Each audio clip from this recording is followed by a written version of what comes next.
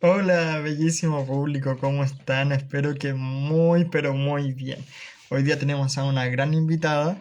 En realidad todos mis invitados son grandes invitados, pero hoy día vamos a conectarnos con Malucha Pinto. Así que no esperemos más. Le voy a mandar la invitación a Malucha para que se conecte con nosotros.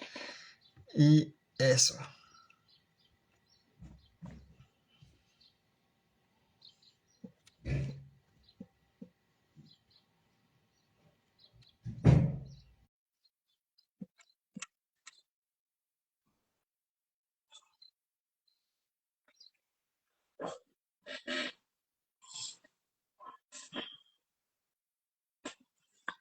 Mientras tanto, vamos a presentar los oficios correspondientes. Hola Alejandra, hola Jazz, ¿cómo estás?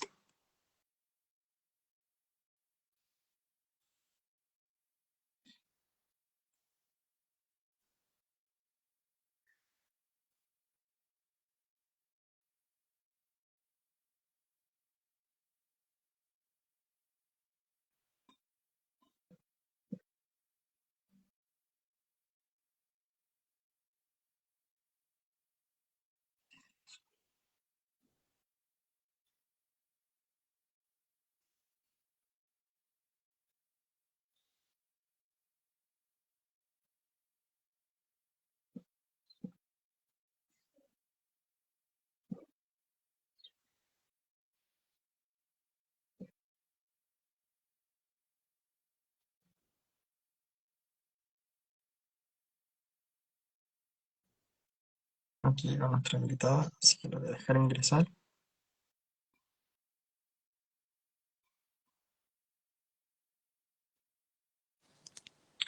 Ahí estamos. Hola, Hola Malucha, ¿cómo estás? bien, ¿y tú? Muy bien, muy contento por estar en una conexión contigo, así que espero que la pasemos increíble. Muy bien, pues. Malucha, voy a empezar con los auspicios que me acompañan en este live y empezamos con ¿Ya? la entrevista, ¿te parece? Sí, Bueno, me acompaña SIDARTE, Sindicato de Actores y de Actrices de Chile. Recuerda, si eres actor o actriz, acércate al Sindicato de Actores porque hay una cantidad infinita de beneficios que tú puedes obtener. Así que no esperes más. Y todo eso lo puedes encontrar en www.sidarte.cl. También nos acompaña Veterinaria Las Loicas, donde el amor por los animales y la naturaleza se encuentran. Síguelos en Instagram, @loica.vet y pide tu hora. Si quieres estudiar actuación realista o actuación frente a cámara, esta es tu oportunidad. Actores 3 te da la oportunidad de sacar la carrera en 2 años. Así que no esperes más. Si quieres saber más detalles, lo puedes encontrar en Instagram, @loica, @actores.3. Y si eres actor o actriz, recuérdate acercarte a la Casa del Actor. La Casa del Actor es una comunidad que ayuda a los actores y actrices a que no sean estafados. Porque Malucha, como tú sabrás, hay mucha gente que se hace pasar por castinera y uno llega a las locaciones y jamás se hizo rodaje en ese lugar. no tenía Entonces, idea. entonces la casa del actor te ayuda a buscar los mejores castings y donde uno no va a ser estafado, porque prácticamente uno pierde el tiempo en ir a un rodaje que no es verdadero o simplemente buscar la locación y dar aviso de que te estafaron por un rodaje ficticio. Toda la razón. Así que si quieres saber más detalle, puedes seguir La Casa del Actor en Instagram. Y entérate de todas las cosas que están pasando en la Casa del Actor también. Y si estás en Talca, no olvides comerte unos ricos hot dogs de Versátil Full Track. ¿Dónde lo puedes hallar? En Instagram. Y ahí vas a saber lugares se encuentra el Versátil Full Track. @Versátil Full Track. Y también los invito a seguir la Claqueta CL. La Claqueta CL es curso de actuación frente a cámara dirigido por Claudia Aravena. Así que si quieres saber más detalles, la Claqueta CL en Instagram. Y por último, pero no menos importante, nos acompaña Fabulosamente Guapa. Fabulosamente Guapa es una un Instagram donde venden artículos de belleza. Así que si quieres saber más, pincha en Fabulosamente Guapa. Bueno, Malucha, te doy la bienvenida a nuestro live. Espero que la pasemos increíble. Al principio de mis lives siempre doy la oportunidad de que mis invitados se presenten, digan quiénes son, de dónde son y a qué se dedican para dar un contexto. Adelante. Bueno, yo me llamo Malucha Pinto Solari, soy teatrista, así me gusta llamarme, o sea, hago teatro, amo el teatro, soy directora teatral, dramaturga, actriz, hago mucha gestión también, soy una persona eh, que tengo mis causas, llamémosle así, a favor del teatro, por supuesto, de la cultura, de los derechos humanos, de la inclusión, de las mujeres también. Tengo dos hijos, Cristóbal, el mayor, y Tomasito, el menor, y tengo 5 nietos, entre nietas y nietos. Me encanta la abuelez, soy una fanática de la abuelez, siento que es un vínculo profundo, incondicional y me ha abierto muchas puertas. Me encantan mis nietas y mis nietos y trabajo mucho en barrios, trabajo mucho en sectores populares, que es un trabajo que me apasiona y lo atesoro en mi corazón y es algo que he hecho durante muchos, muchos años. Y no sé qué más contarte, esa sería como mi presentación. Maravilloso, fantástico. Malucha, cuéntame, ¿cuál fue tu gran motivación por querer ser actriz y cómo se lo tomó tu familia al momento de escoger esta bella profesión? Porque vamos a decir las cosas como son. Yo cuando entré a estudiar teatro también fue como un rechazo rotundamente. No, no fue mi caso. Yo soy hija de una bailarina que fue parte del Ballet Nacional durante mucho tiempo, después formó escuela, una gran activista además de la danza en Chile, una mujer muy apasionada, tuve una mamá muy poco tradicional para las mujeres de esa época, una mujer que siguió su vocación, sus sueños, su pasión y mi papá fue muy abierto y muy proclive a apoyarla y admirarla en toda su gestión. Mi papá era un hombre, era un economista, pero un economista antiguo, diría yo, no un ingeniero comercial, sino que un hombre que pensaba Chile y pensaba América Latina. Entonces, para ellos no fue una sorpresa que yo quisiera dedicarme al teatro, por supuesto, y me apoyaron y no tuvieron nunca un problema al respecto. Lo que más me motivó, yo creo que fue la cercanía con mi mamá también, como que tomé teta en las salas de danza y de ensayo y viví metida en los camarines y en el mundo del arte, en el mundo de las artes de la representación además. Y aluciné con ese mundo, con esa, tengo un recuerdo muy niñita de haber, mi mamá, bueno, trabajaba, por supuesto, bailaba mucho en el ballet, en el teatro municipal, y haber estado ahí en ese escenario antes de que ocurriera la danza, antes que llegara el público, y tengo este recuerdo de este espacio vacío, está como espacio negro que se iba llenando de luces, de...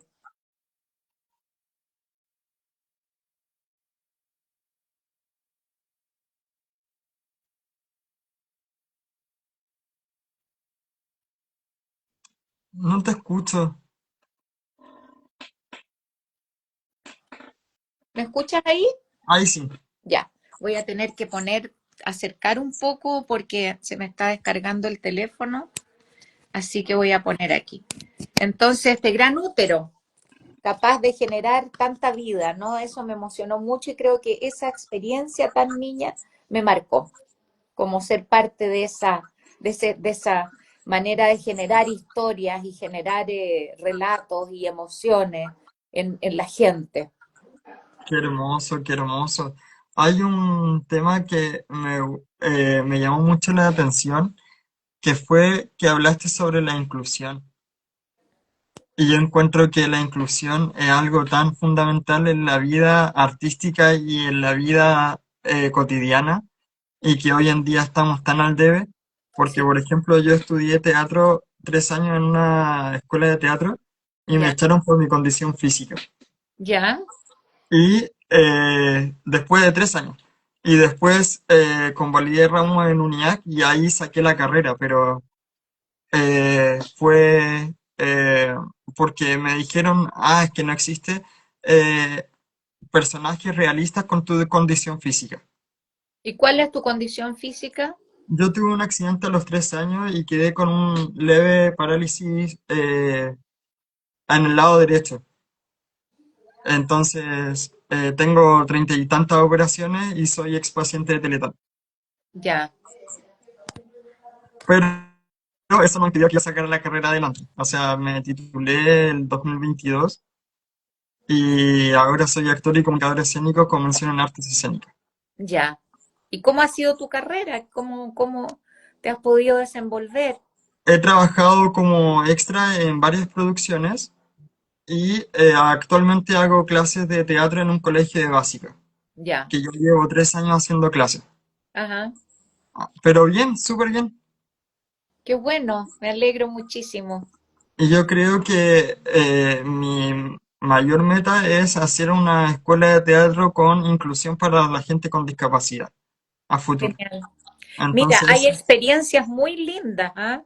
Yo tengo una experiencia muy cercana de una compañía de teatro profesional de actores con síndrome de Down, que se llama Bendito Teatro, que han hecho ya 9 montajes de creación colectiva, además, dirigidos por Carolina Carrasco, y con resultados increíbles. O sea, algunos de ellos han trabajado en cine ahora y es muy importante, siento yo, que justamente desde las particularidades de los distintos grupos humanos se pueda generar lenguaje teatral, porque muchas veces uno piensa al revés, ¿no? Que el teatro va a llegar a grupos humanos, a los mundo poblacional, por ejemplo, o en fin. Y yo creo que al revés, que tenemos que generar las herramientas, por eso es tan importante lo que tú haces, generar las herramientas para que cada uno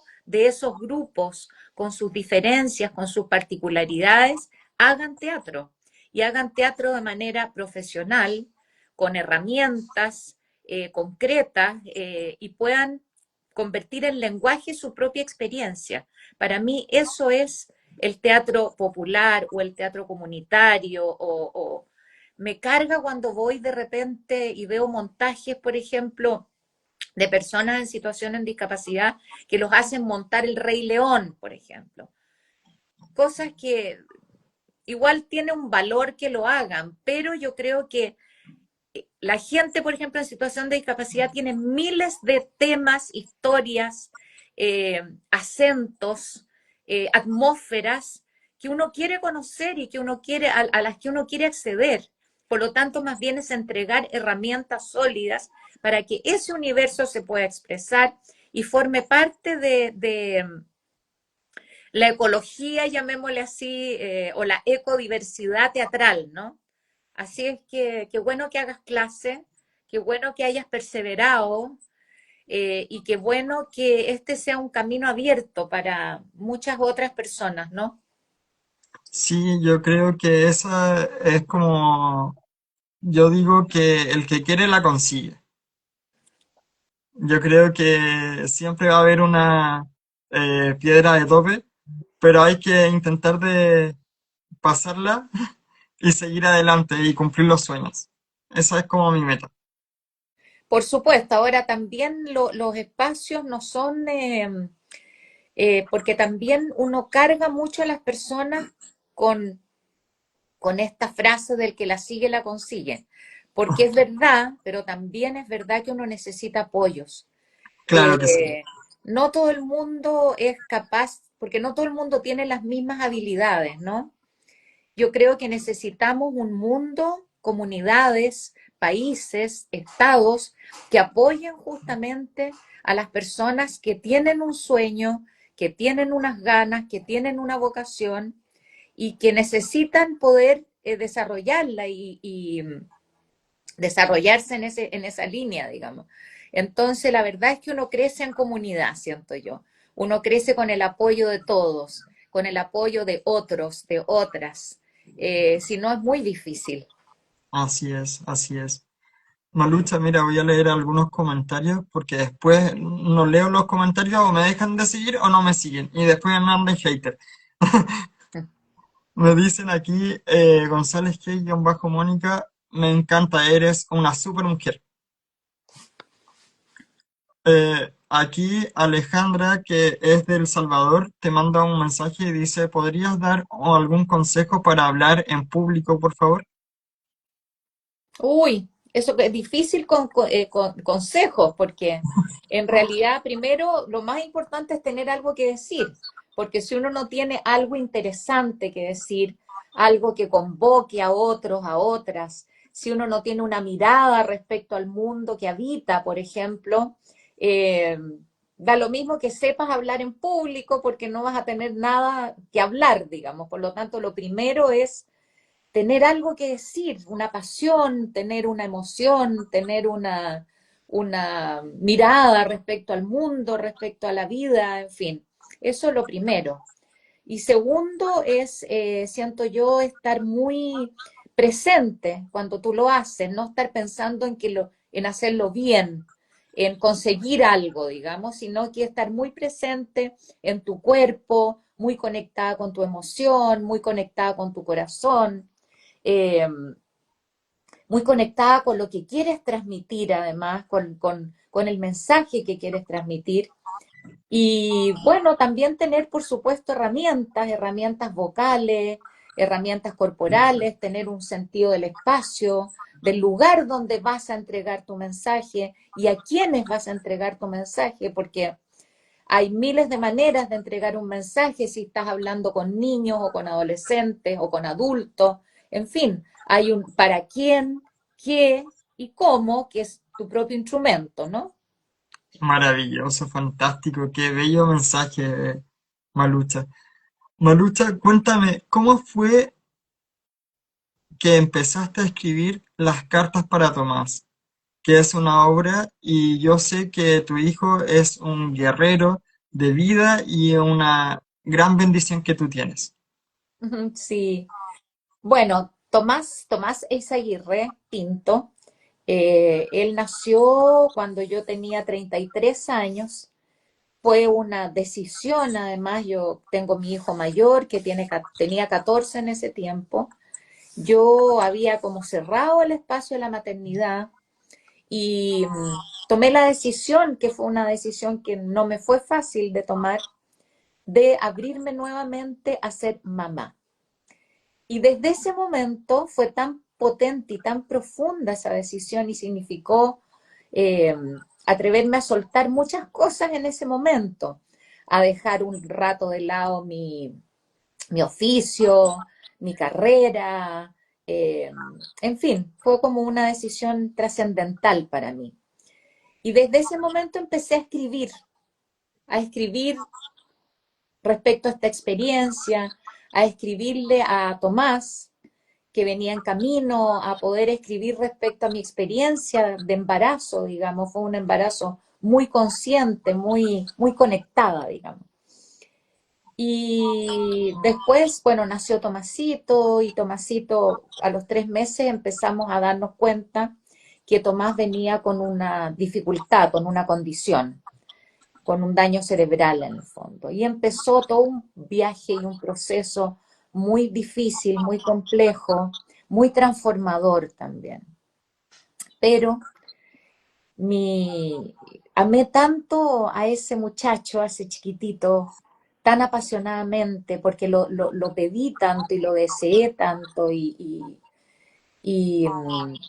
que recibí esta experiencia muy abierta, todo lo que significó, todo lo que me transformó, es como que me dio vuelta al revés realmente, Tomasito, y aprendí muchas cosas con él de chiquitita, de chiquitito. Me abría a otros lenguajes, al lenguaje del corazón, al lenguaje del cuerpo, apareció el cuerpo, cómo el cuerpo puede expresar y puede hablar también sin tus palabras, sin el lenguaje racional, digamos. En fin, y ahí empecé a escribir. Tomé un taller de poesía, publiqué un libro que se llama Saumerio, y después de publicar ese libro que se llamaba Saumerio, pensé que quería seguir un oficio, quería seguir escribiendo. Y ahí me encontré con todo este material, un material que estaba en cuadernos, en papelitos, que relataba este viaje en el fondo, ¿no? Y lo fui estructurando, convirtiendo este material en unas cartas que yo le iba escribiendo a Tomás. Y así nacieron estas cartas para Tomás, que se convirtió además en un libro que yo jamás pensé que iba a tener la repercusión que tuvo. Fue un libro que estuvo 48 semanas dentro de los libros más vendidos, más leídos. Ha significado mucho para mucha gente. Yo jamás me pensé en hacer un libro que pudiera ayudar a otros, digamos. Era literatura para mí en realidad. Y creo que tiene un peso como trabajo literario, pero también significó ayuda para muchas personas que estaban viviendo lo mismo que había vivido yo, digamos. Y después empezó los kinesiólogos, los terapeutas ocupacionales, los educadores diferenciales a trabajar con ese libro en las universidades, y fue lectura sugerida en el Ministerio de Educación porque era un libro que habla del respeto a la diversidad, el valor de la diversidad en la construcción de comunidades, en fin. Así es que es un libro que ha tenido un largo viaje. De hecho, ahora se está agotado, digamos, hace mucho tiempo, y ahora se va a volver a publicar en Editorial Catalonia. Y ha sido una gran experiencia, en realidad, estas cartas para tomar. Qué hermoso, qué hermoso. Y qué bello lo que me cuentas. Yo sé que Tomás está muy bien, y también lo he visto en algunos reportajes que has tenido, y siempre con la misma sonrisa que se presenta cada vez que lo presenta, y eso es maravilloso. Tomás, yo creo que muestra eh, la garra, la fuerza que uno necesita. Es que él es muy poderoso. Yo siempre digo que somos una sociedad de socorro mutuo. Él es muy abundante en cosas que yo soy muy discapacitada, y al revés, yo he podido apoyarlo en sus espacios de discapacidad, y nos hemos ayudado mucho los dos y hemos hecho un camino mutuo de transformación, de amor. Al final el amor es lo único que importa y que vale y que te puede transformar, sostener y, no sé, iluminar el camino. Así es, Malucha. Qué hermoso, qué hermoso. Malucha, cuéntame, ¿qué sucede si yo te digo tres Marías y una Rosa? Mira, la estrenaron ahora hace poco, la reestrenaron ahora hace poco. Estuve en el estreno y me gustó mucho verla. Tres Marías y una Rosa, fui parte de eso en su inicio, en su origen. Un grupo de jóvenes de segundo año de universidad decidimos renunciar al Teatro de la Católica. Estaban montando en ese tiempo el Burlador de Sevilla. Y en vez de eso nos fuimos a trabajar a la Vicaría de la Solidaridad, al alero del Teatro de la Anita González. Ahí se reunió un grupo de personas que trabajaban en la vicaría y nos invitaron a esta posibilidad, que era colaborar con que las arpilleristas pudieran estructurar mejor los mensajes de sus arpilleras, poder ponerlas en el espacio. El espacio era la arpillera en el fondo, y cómo estos personajes que eran los que ellas iban relatando y poniendo en relevo, se iban ahí organizando en este espacio. Y en ese diálogo con las mujeres arpilleristas, íbamos nosotros rescatando sus testimonios, sus historias, los personajes, etcétera. Y con eso queríamos hacer una obra de teatro. Los hombres de esta compañía que surgió, que se llamaba TIT, hicieron Los Payasos de la Esperanza, que fue una Un obra clásico. icónica de los años 80 y que, bueno, se siguió dando mucho tiempo. Y en el camino yo tuve que, por problemas de salud, me retiré de la compañía, no pude seguir, pero las chicas o varias de ellas siguieron. Y en esta ocasión no fue una creación colectiva, sino que este material se le entregó a David Benavente, que es un dramaturgo muy importante, fue el que escribió, por ejemplo, Pedro, Juan y Diego, y él crea estas tres Marías y una Rosa. Y eso es Tres Marías y una Rosa hoy día, digamos. Esta obra de David Benavente que se inspiró en un material testimonial. Y para mí fue muy interesante verla porque la obra está montada tal cual. Yo pensé que podía ser un poco arqueológica, si tú quieres. Sin embargo, el mundo popular sigue siendo el mismo, con las mismas carencias, con las mismas dificultades, sometidos a la misma desigualdad. Entonces, la obra sigue siendo muy vigente, a pesar de que está en un contexto de los años 80 y tiene como un entrelazado de una radio cooperativa que va contando lo que está ocurriendo alrededor de este pequeño mundo de artilleristas. Pero ese pequeño mundo artillerista sigue siendo el mismo. Yo sigo trabajando ahí en el mundo popular y te puedo decir que eh, más menos, seguimos en esa misma precariedad, en esa misma carencia, en ese mismo buscar la vida, quedarse sin trabajo, en fin. Así que la recomiendo mucho, vayan a verla. Además tiene mucho humor y está muy bien actuada. Y es lo que tú dices, Malucha. Yo siento de que las obras de teatro chilenas, si bien muestran un lado de Chile que no queremos ver y que hoy en día sigue pasando. Por ejemplo, Las Brutas, eh, El Rucio y los Cuchillos de Ribano, también muestra una parte de un Chile de que no se ve. Exacto. Bueno, las obras de Radrigán, por ejemplo, son un tremendo ejemplo, ¿no? Bueno, yo creo que el teatro ha hecho o los teatristas chilenos han hecho un tremendo esfuerzo de poder reconstruir la memoria de un país, ¿no?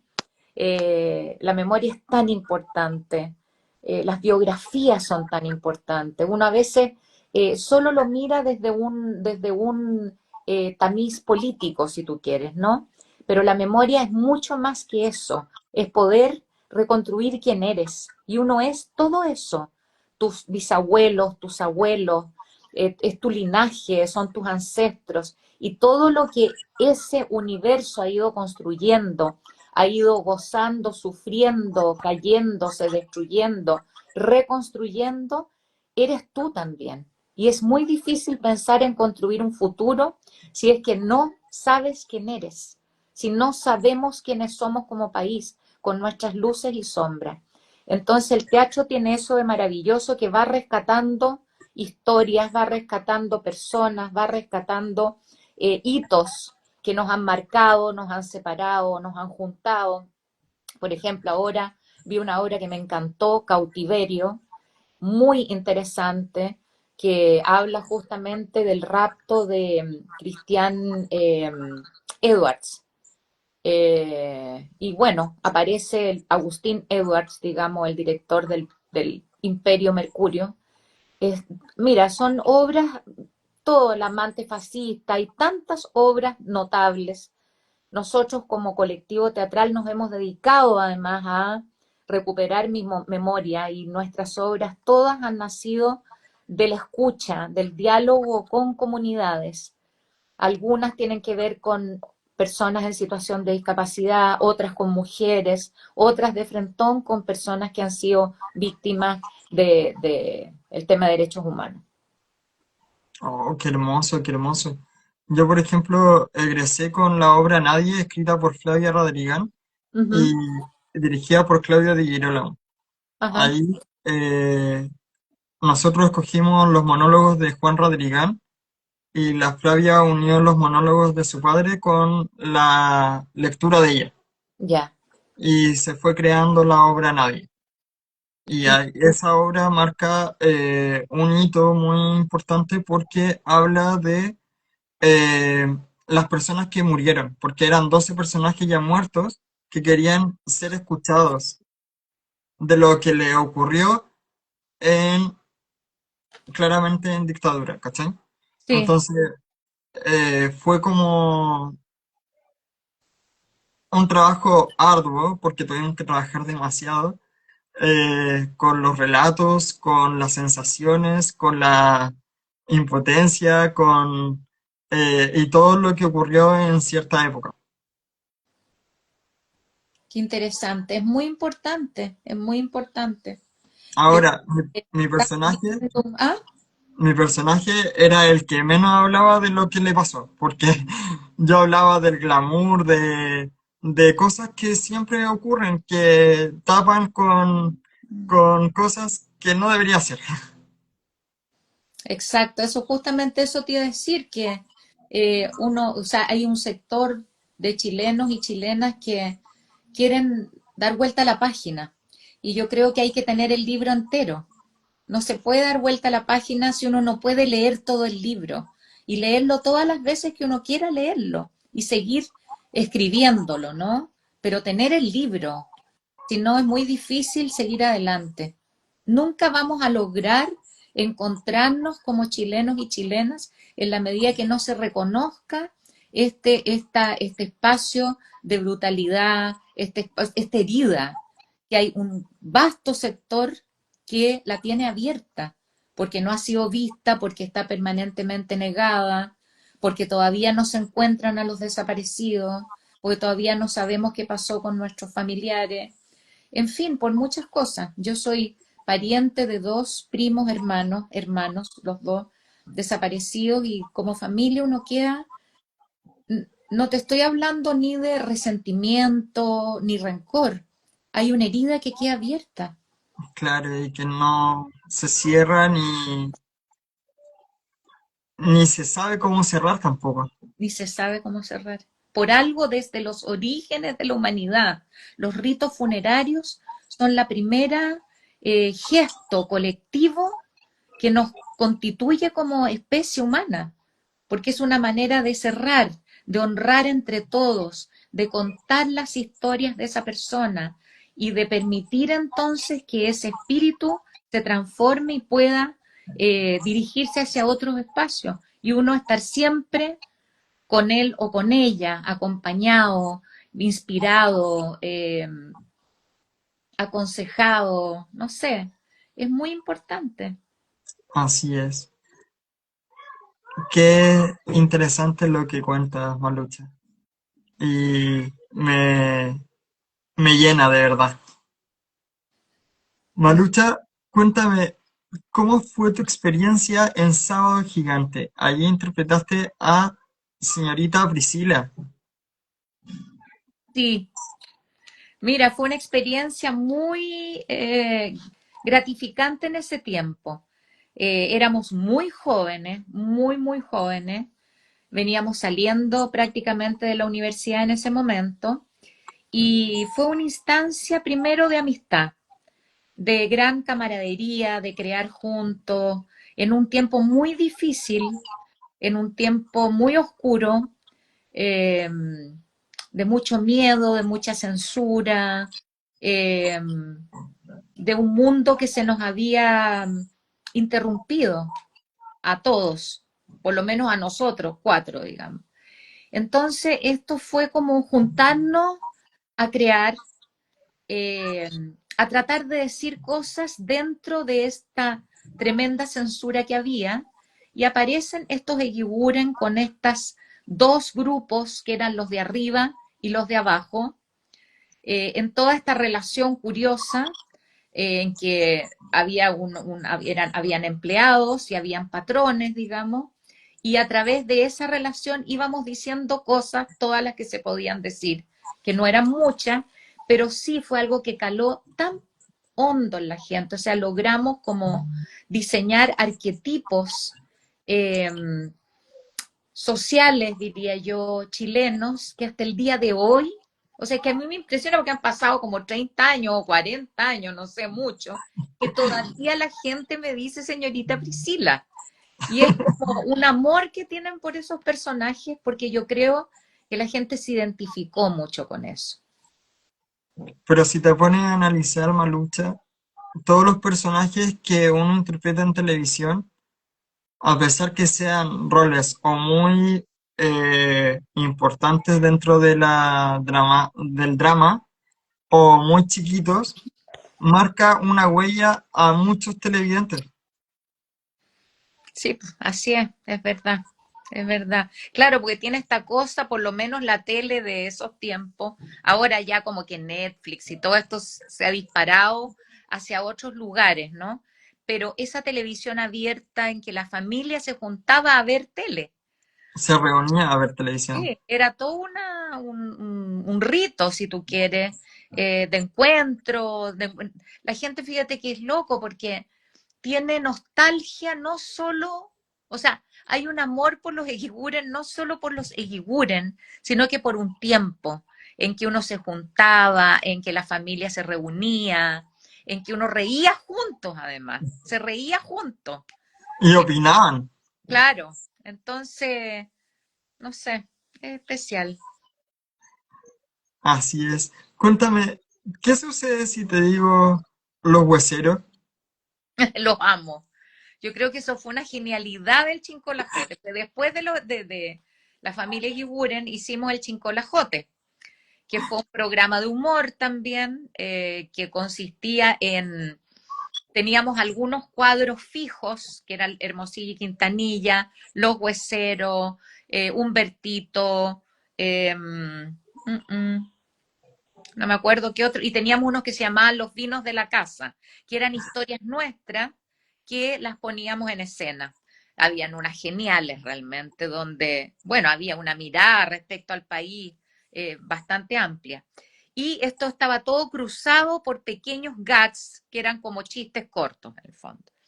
Y Los Hueseros era una de los cuadros fijos que era, yo lo encontré genial, geniales, geniales, geniales, porque eran personas que vivían en la calle, eran muy pobres, muy pobres, muy pobres, muy pobres, pero en ese mundo había mucha solidaridad y se tocaban todos los temas que se tocan en todas partes. El machismo, el feminismo, la bolsa. Ellos leían el diario y veían cómo iban a lograr poner los huesos, el tema de los huesos, en el mercado.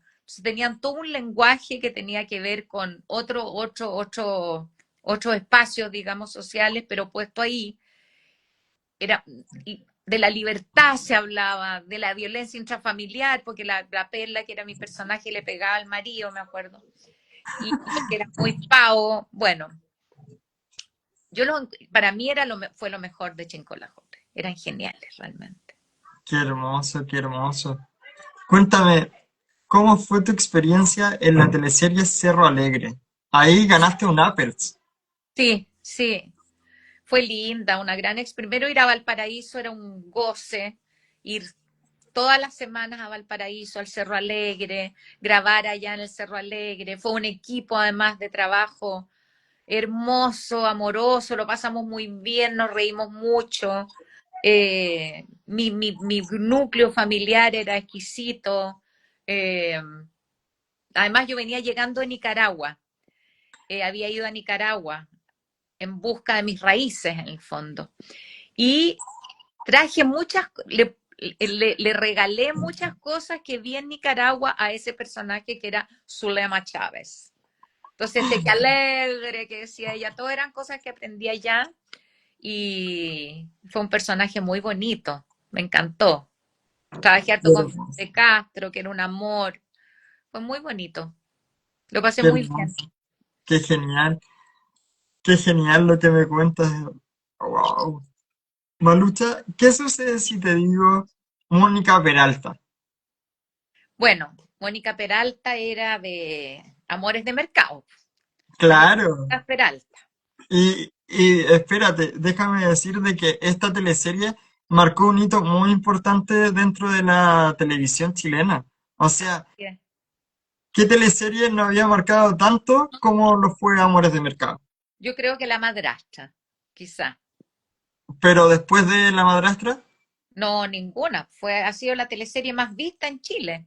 sí. Es que era buenísima, era muy buena esa teleserie. Bueno, que yo creo que Amores de Mercado pertenece a una época de grandes teleseries chilenas. De cuando las teleseries, yo en eso le saco el sombrero a Vicente Sabatini y a todo ese equipo, Jaime Aguirre, qué sé yo, en que pensaron la televisión como televisión pública en el fondo, donde había una mirada respecto al país, donde desde la televisión se quería decir algo, se quería transmitir algo, se quería visualizar a este país en todos sus rincones, en su diversidad. Había un pensamiento detrás. No era hacer teleseries para ganar en el mercado, digamos, sino que había un punto de vista. Y eso se nota. Y así se hicieron grandes teleseries como Amores de Mercado, por ejemplo, o bueno, Humberstone, o bueno, Llorana, qué sé yo, tantas teleseries que también nos abrieron mundos a mundos que convivían con los mundos chilenos. Ahí también trabajaste con Mariana Loyola y con Carmina Riego, Sí, como las la hermanas Carmina Peralta. ahora en esta versión de Amores de Mercado hizo Mónica Peralta. Sí. Sí, ¿Y qué opinas sobre el remake de Amores de Mercado? no ¿Tú sé, crees que fue necesario o era mejor haberla dejado ahí en el recuerdo de los chilenos que vieron Amores de Mercado en esa época?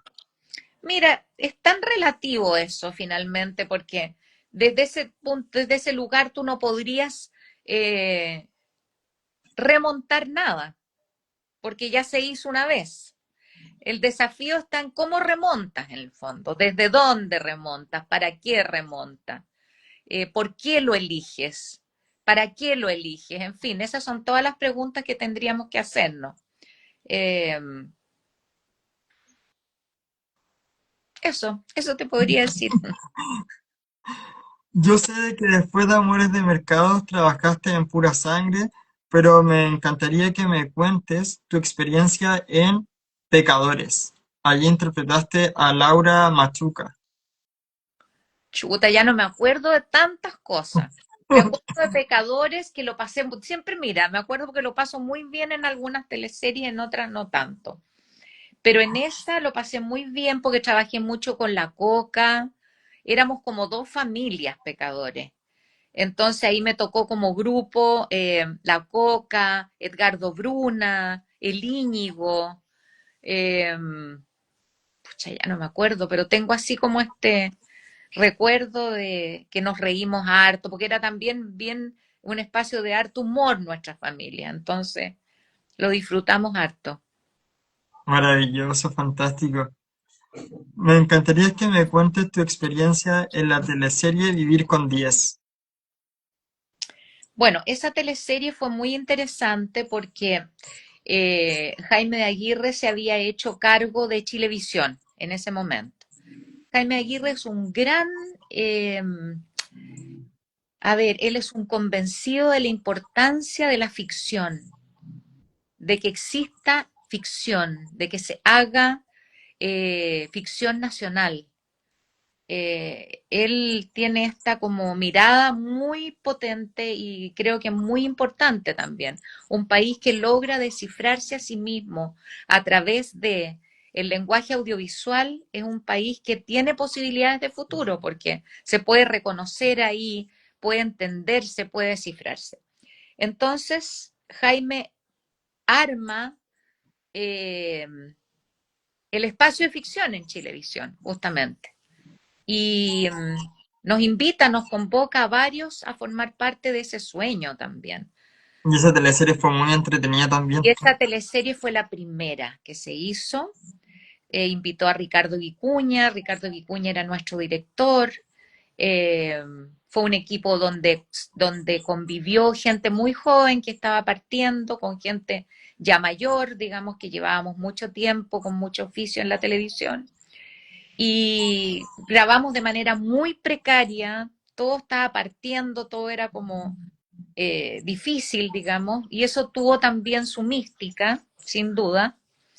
Y bueno, fue, yo creo que era una muy buena teleserie. El tema era súper interesante, era esta mujer que quedaba viuda al De principio 10 hijos. con 10 hijos y sin ni uno. Entonces una mujer que no sabía cómo enfrentar el día a día, digamos, la supervivencia con estos 10 hijos que estaban acostumbrados además a una vida completamente distinta. Así que fue interesante, a mí me Y encantó. recuerdo que ahí aparecía una hija que no aparecía después de 15 años y le decía como, mamá, ¿y ahora cómo que a dónde nos vamos a ir? Como que era como, igual era entretenido. Sí, pues, no, sí era bonito, fue muy bonita experiencia. Y después estuviste en Mala Conducta. Sí, hoy que me reí, fue muy bueno también. Era un tema, además, en ese momento, como los colegios, eh, la educación nocturna, en el fondo. Toda la gente que no le había resultado, que por angas o por manga, o por dificultades económicas, o por ser porros de frentón, en fin, había fracasado en la educación eh, convencional, digamos. Entonces estaban estas escuelas nocturnas. Eso era mala conducta. Y todos los avatares de esos grupos de estudiantes, eso. Ahí trabajaste con Willy Sembler. Sí, sí, con varios. Sí, La hace un José año atrás Bello, entrevisté a Willy Sembler y ahí comentamos sobre la teleserie. sí, sí. Qué genial. Cuéntame, ¿cómo fue tu experiencia en Preciosas?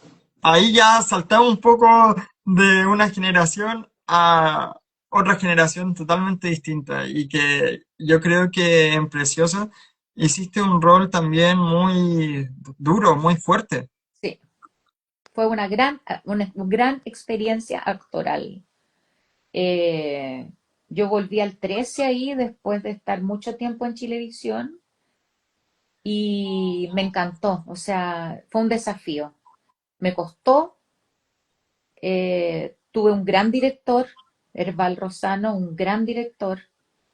Él me exigió además mucho, me guió, me condujo, me ayudó.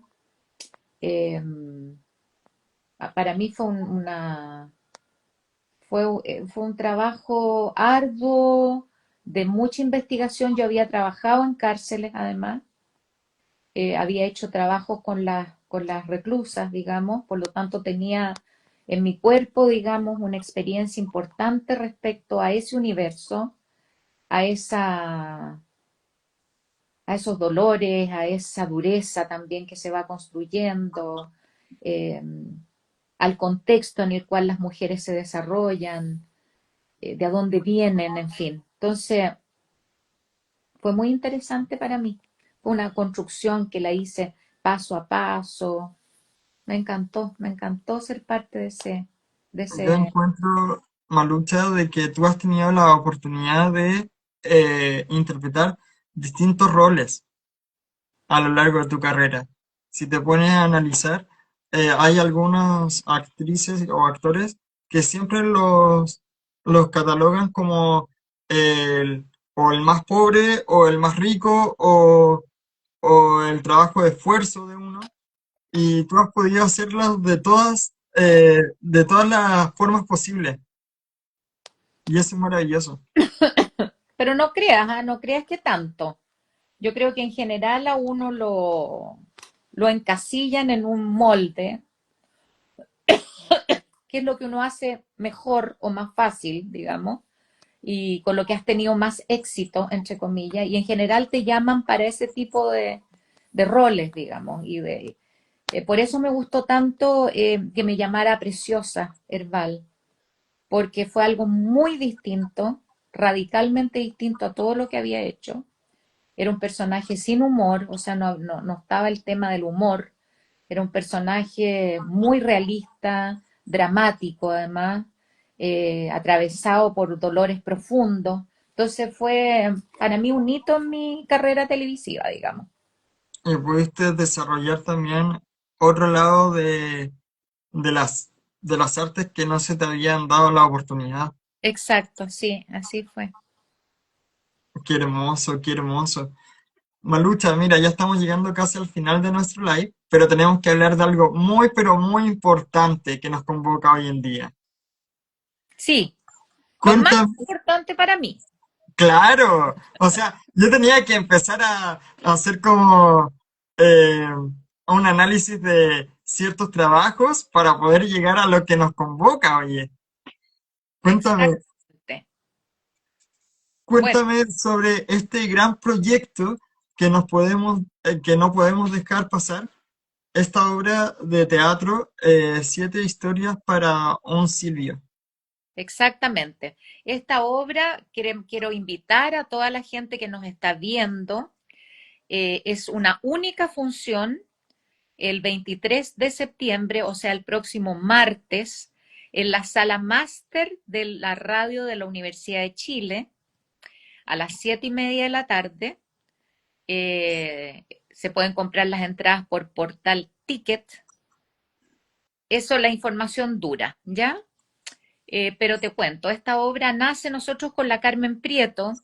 Ya teníamos una experiencia juntas de una obra como un café concert, no sé qué es, no la puedo llamar una obra de teatro, que se llamó Me desordeno amor, en la cual trabajamos con los boleros de la Carmen, que es una tremenda intérprete de boleros, es una tremenda voz la Carmen Prieto, y poesía erótica mía. Entonces, con el diálogo entre la música y la poesía erótica, montamos este espectáculo que estuvimos 10 años dándolo por todo Chile. Era un espectáculo muy femenino, muy íntimo, muy profundo, muy arrojado y deschavetado, diría yo, porque también somos mujeres grandes hablando de sexo, por ejemplo, de una manera muy especial. Entonces teníamos esta experiencia con la Carmen y durante la pandemia la Carmen hizo un disco que se llama Señora del Tiempo, que yo lo escuché, que es ella revisita la música de Silvio Rodríguez. Bueno, Silvio Rodríguez es un trovador, el trovador cubano, que a muchos nos acompañó durante toda nuestra vida, o sea, sus canciones, su poesía, eh, nos enamoramos, nos desenamoramos, fuimos a las peñas, dimos las luchas, tuvimos los hijos, en fin, es como un cantante, un trovador que nos ha acompañado, ha sido parte de nuestra historia, de nuestra memoria. Entonces escuché esta música en que la Carmen pasa a Silvio Rodríguez por su propio cuerpo, por su propia experiencia y por una voz femenina. Él es un hombre, obvio. Entonces me pareció súper interesante lo que ella había hecho a nivel musical. Y le propuse a la Carmen que hiciéramos algo juntas. Y yo empecé a escribir con desde este disco. Empecé a entrevistar a alguna gente, qué historias tenía con Silvio Rodríguez o con la música de Silvio Rodríguez, recordando mis propias historias, las historias de la Carmen, en fin. Y con eso se fue estructurando este espectáculo en el cual dos mujeres se encuentran y se preguntan por el sentido del viaje. ¿Para qué ha sido todo esto? ¿Para qué ha sido este camino? ¿Cómo ha sido el camino que hemos recorrido? ¿Qué es lo que nos ha ido pasando? Eh, Se preguntan también en estos nuevos tiempos en relación a los antiguos. Es una obra que se hace muchas preguntas. Y la Carmen va cantando estos 7 temas de Silvio Rodríguez con su voz maravillosa y van ocurriendo escenas, algunas muy divertidas, otras más dramáticas, en fin. Es muy bonito el espectáculo, es un espectáculo que no tiene cuarta pared, en que estamos todo el tiempo dialogando con el público canta, porque todos no sabemos las canciones de Silvio Rodríguez, y si no las sabemos las cantamos igual. Eh, Le preguntamos cosas a la gente participa, es muy bonito en realidad lo que pasa y es muy emocionante. La gente sale muy emocionada y muy contenta. Así es que los dejo y las dejo súper invitadas, no se lo pierdan, lo van a pasar muy bien además. La sala máster además de la radio de la Universidad de Chile es una sala hermosa, Hermosa. se escucha divinamente la música también. Y algo muy bonito es que además la van a transmitir por la radio, en vivo. Qué Así que hermoso. los que no alcancen a llegar la pueden escuchar en la radio de la Universidad de Chile. Pero vayan, vayan a vernos. ¿Y a qué hora es? Es a las 7:30. Así que ya saben, a las 7:30 en la Radio Universidad de Chile en Sala Máster. Exacto, Así esto que queda en Miguel Claro al llegar a Eleodoro Yáñez. en Súper, Providencia. súper central. La hora la hemos dado mucho, ¿ah? Hemos estado fuera de Santiago, eh, hemos estado en regiones, hicimos una temporada acá en Teatro Camino, aquí estrenamos, digamos, y la hemos dado en barrios, en fin, en muchas partes, pero siempre lejos, dicen todos. Entonces ahora, bueno, la estamos dando aquí en un lugar muy central, donde es fácil llegar, donde hay metro cerca, y ahí. Así es que no dejen de ir a verla, las esperamos ahí con mucho amor. Maravilloso, fantástico. Qué maravilla, Malucha. Malucha, mira, voy a leer unos comentarios. E.P. Gómez, 1963. Felicitaciones grandes los dos. Aquí dice, qué simpática es. Es fans de Vivian Dietz. Eh, Aquí Amara pone seca, tremenda actriz y corazoncitos. Muchas gracias. Malucha, eh, qué maravilloso lo que me cuentas y qué maravillosa obra. Yo no me la voy a perder, voy a intentar de llegar. Sí, tienes que ir de todas maneras. No, de verdad te va a encantar. Es una obra además corta, o sea, dura 1 hora 10, pero es muy entretenida además, porque va pasando por muchas historias. Nosotras vamos encarnando distintos personajes. Tiene momentos delirantes realmente, de humor delirante, y otros momentos muy íntimos, muy bonitos, muy dulces, muy profundos. Y además la Carmen cantando, que es una diosa realmente ahí arriba del escenario. Maravilloso, fantástico. Malucha, mira, ya estamos llegando casi al final de nuestro live. Nos quedan dos preguntas y las preguntas de fuego que le llamo yo. Que no ¿Ya? tienen nada de fuego, no te vas a quemar, no va a pasar nada. Mira, es Cuéntame, muy ¿cómo fue? difícil que una ariana se queme. Ya ella trae su propio fuego, así que Cuéntame, ¿cómo fue tu experiencia en el ámbito profesional la pandemia y si el teatro online es teatro o no es teatro según tú? bueno, la pandemia fue un gran paréntesis en la vida de todos, ¿ah?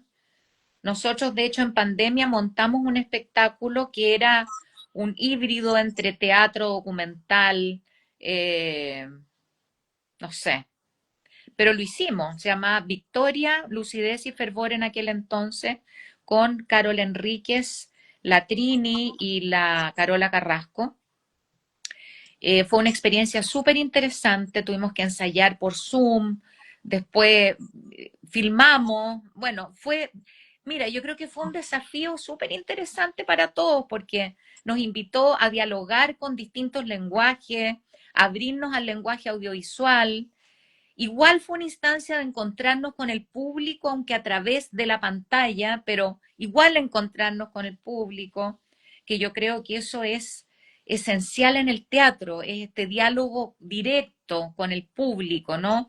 Esto que ocurre aquí y ahora, en que todos hacemos un viaje juntos, un viaje colectivo, en el que están los actores y está la gente que está viendo, pero que estamos viviendo una experiencia que es una experiencia del cuerpo, una experiencia del corazón, una experiencia del pensamiento, todo junto. Eso es, yo creo, algo que jamás va a terminar.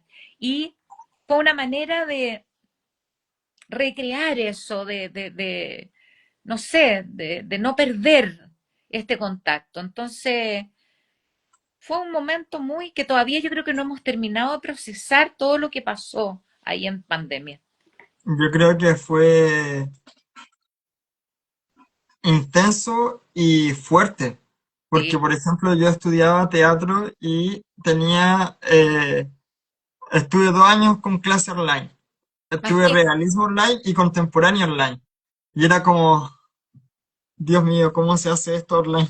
exacto, una locura. Por eso también fue como también un, no sé, un desafío, ¿no? Y los desafíos son interesantes. Se abren espacios nuevos, distintos.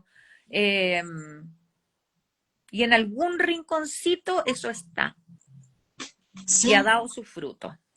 y fíjate que también marcamos una historia, sin duda. ¿En qué Marcamos una sentido? historia, marcamos una historia de las personas que sobrevivimos en pandemia, intentamos de llevar dentro de la normalidad que teníamos y intentamos de hacer teatro a través de este metro cuadrado. Exacto, exacto. O sea, yo creo que nada es imposible para el teatro. No, pues. Yo me acuerdo que nosotros hicimos también, por ejemplo, La Pasionaria Online, que es una obra nuestra con muchos actores y también la cosa era no morir, Así es, sobrevivir. sobrevivir. Y pucha que es importante sobrevivir. Así es. Cuéntame, ¿qué consejos le podrías dar a las personas, a los futuros actores y actrices de Chile y de Latinoamérica que ven este live? Primero, les diría que, bueno, un poco lo que le decía a la compañera del Salvador, hay que hacer teatro porque uno tiene una urgencia de preguntarse y de decir cosas. El teatro es un espacio de investigación, es un espacio de experimentación, es un espacio de conocimiento, de conocer lo que está afuera y lo que está dentro, de tener una inquietud apasionada por decir algo. Eso, primero que nada. En el teatro se cuentan historias y se debieran contar historias urgentes, historias que es urgente contarlas, que son historias que pueden cambiar el mundo, pueden cambiar a alguien. Eso es lo primero. Segundo, que hay que entender que el teatro es una forma de vida. Uno no puede vivir como los demás cuando hace teatro. Uno vive de otra manera, en otros tiempos, a otros ritmos, en otros horarios, en otras ganas, con otras personas, en fin. Entender también que el teatro es comunitario, es un arte que se hace en equipo, en que nos necesitamos unos a otros. No es una carrera individual hacia el éxito, no.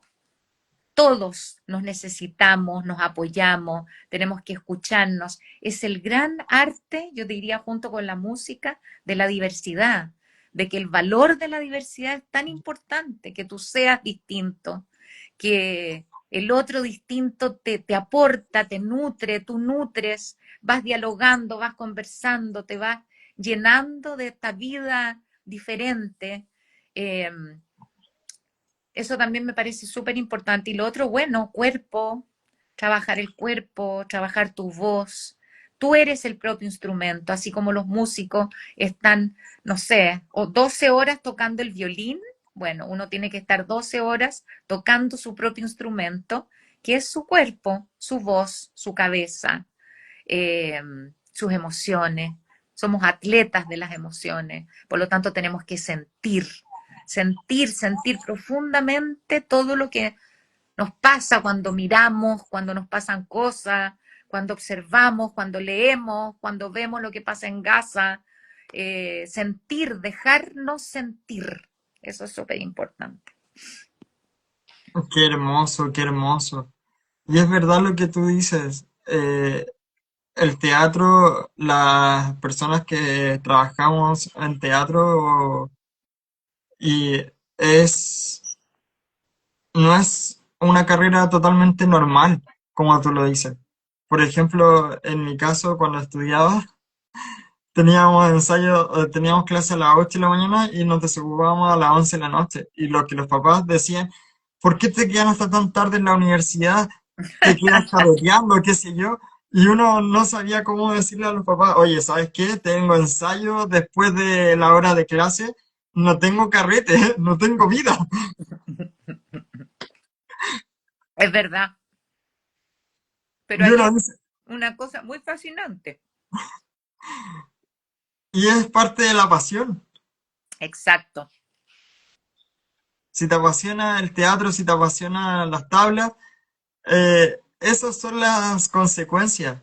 Hay que trabajar las horas que no se trabaja en el horario normal, entre comillas normal, que para nosotros es normal eso.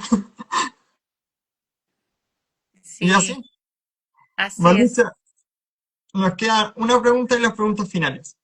¿Qué Ya. prefieres? ¿Perro o gato? ¡Uy, qué difícil! No puedo decirte porque tengo perros y gatos y los amo Perfecto. apasionadamente. Los dos, perfecto.